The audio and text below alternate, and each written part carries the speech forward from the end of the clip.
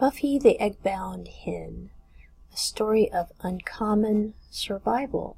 On December 23rd, 2016, Miss Fluffybutt was another Buff Orpington in my flock. She got eggbound with a prolapsed vent. Everything I could find about her condition on the internet said that hens aren't gonna usually survive and to just put them out of their misery.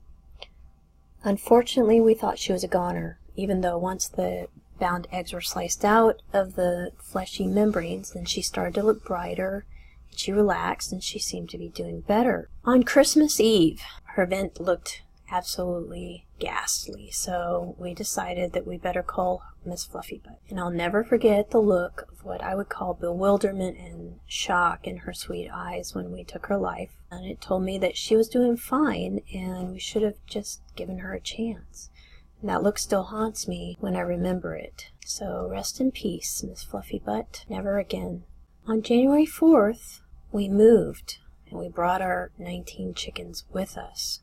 It was much colder and windier here. I had found a used hen house and had it delivered the next day. It came with 3 more Buff Orpington hens. The move, the harsher climate, and the smaller hen house, and these 3 strange new hens tossed into the mix put a huge amount of stress on all the birds. On January 15th, Buffy turned up eggbound with a prolapsed vent, and it looked almost exactly like Miss Fluffybutt. I could hardly believe that it was happening again.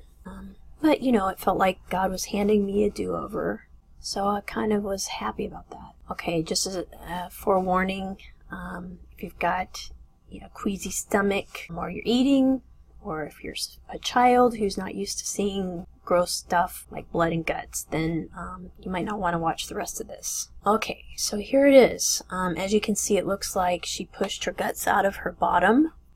I could find nothing on the internet that looked exactly like that picture. It was very, very alarming. There were 2 eggs inside that bulged there, but you can't see them or where they should be coming out. Buffy was a wonderful patient. She seemed to know that we were trying to help her. We soaked her in warm, not too hot water with Epsom salts and a few squirts of povidone iodine for about 30 minutes. I sterilized the razor blade and I got everything ready, and my kids helped. I carefully lifted the bulge while my daughter was holding the chicken, and I sliced an incision about 1 1/8 inch long.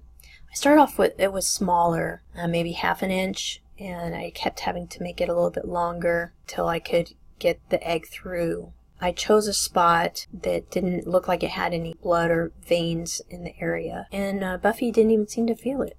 I used tweezers to get the broken eggshell pieces out, and the whole thing took about 10 minutes. And so when that egg C-section was complete, it was hanging loose, and Buffy was really relieved because I think it felt heavy and hurt, and she'd been pushing for a long time trying to get it out. So I got a squirt bottle. It was like one of these condiment bottles that you buy in the kitchen section. I filled it with warm water and povidone iodine solution and squirted around the area, patted it dry, and wrapped her up in a nice big towel. She was starting to shiver a little bit, and the water was cooling off by now. I took pictures of this because with Miss Fluffybutt, I had wished that I had gotten the whole thing on video. So I decided to document it as I was going along, and the whole thing looked like a raw steak hanging out. She kept bearing down and trying to push it out, and that concerned me.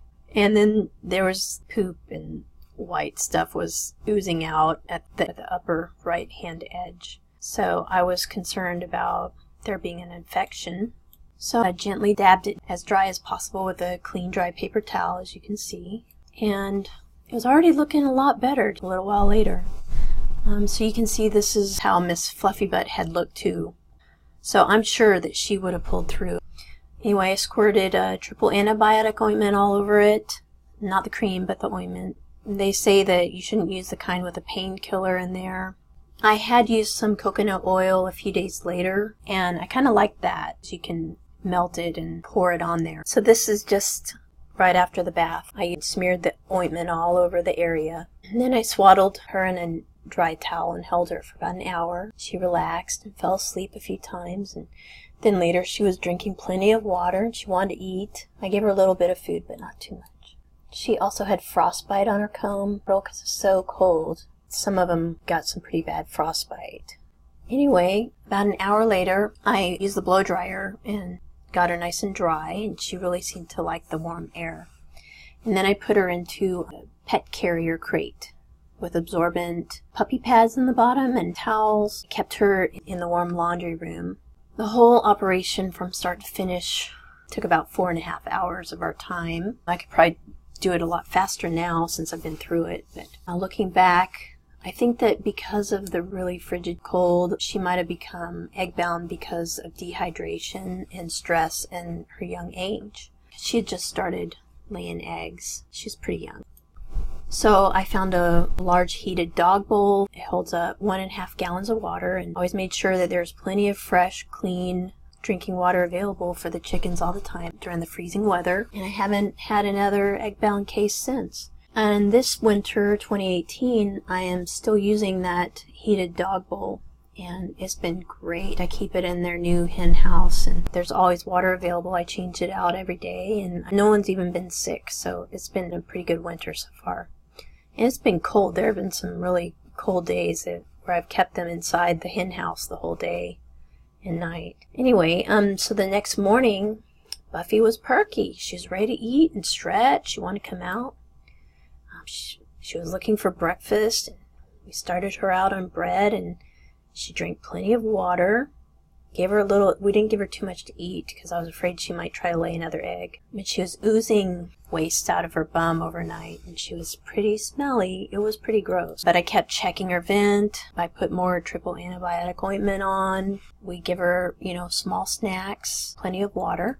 And this is 2 days later, on the 17th, and she was looking great. Every day I'd come in there and think she was, going to be dead. I'd find her dead in her crate. She's active and eating, getting the waste out. It was stinky and it was ugly, but she otherwise looked wonderful. So I kept her crate dark. I gave her small meals throughout the day.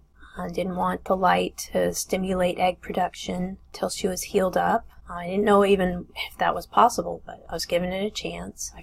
I thought, this must happen in nature, and God probably made them so that they can get through this somehow, so I'll just give it a chance, see what happens. So I let her out of the crate a few times a day, and 2 days later I gave her another sitz bath. It was looking pretty gross. She was really not happy about it. She was squawking and flapping, trying to get out. So I dried her off and put the antibiotic ointment on again. That was the last time I gave her a bath. So this is what it looked like. And I really wasn't sure if this was a good situation or bad.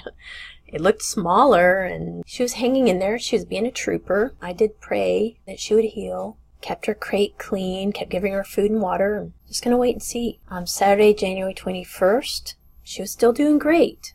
And she was looking better every day. Her frostbite on her comb was starting to look better. And so I just left her. I decided, I'm not going to put any more ointment on. I'm not going to worry about it being moist. I'm going to let it dry up. Just let nature take its course like you would with a newborn baby and its umbilical cord.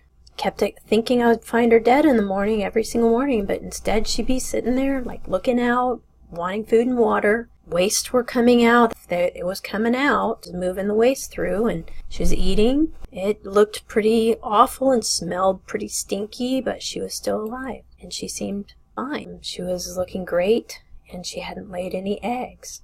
Here she is, eating some regular chicken meal, not a huge amount. She's drinking lots of water, and I started taking her outside, and she would waddle around and get her fresh air. She was pretty happy. It kept shriveling up and drying out more every day. This is 7 days after the operation. And I was thinking it might fall off. I don't know.